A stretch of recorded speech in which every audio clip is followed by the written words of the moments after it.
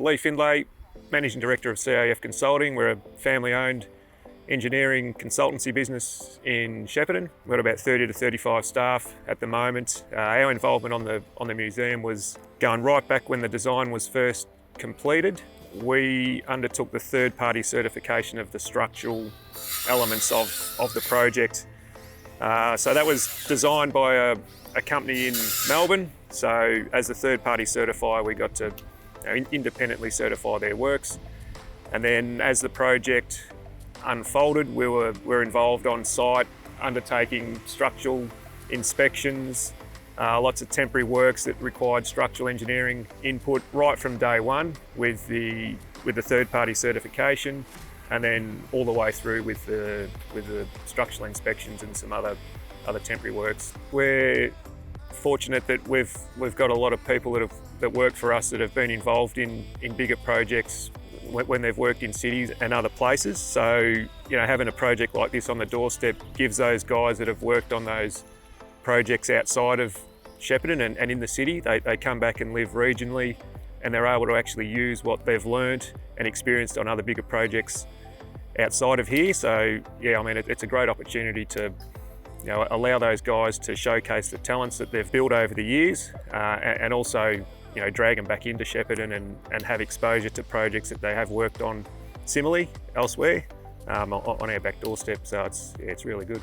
For our staff, for our structural engineers, our senior guy, like I said there before, he's enjoyed bringing the experience that he's gained on other projects, but we've also got some junior and some graduate engineers that cutting their teeth on a project like this is great experience, and they're never going to get that kind of experience in the regions without having a project like Sam on the doorstep. Projects like this come with similar kind of challenges all the time. I guess once you're in that construction environment, there's the day-to-day thinking on your feet. It's pretty much the way that projects are run. So I wouldn't say there's probably huge challenges in terms of any other project, but it's just, I guess, being agile and thinking all the time on your feet. So our engineers, I guess, quite enjoy that challenge of being at the coalface and dealing with construction as it rolls from day to day. I reckon Shepparton doesn't quite know. There's lots of people, I think, within Shepparton that don't quite know what they're getting. There's this perception that Sam's an art museum. I think there's a hell of a lot more to that people don't quite get.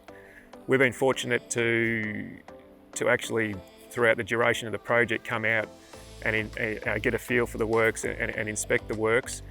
And even standing up on level 1, which is 6 metres high, you're looking down over a grassed sort of rolly bank down to the lake. There's a cafe there with a terraced area.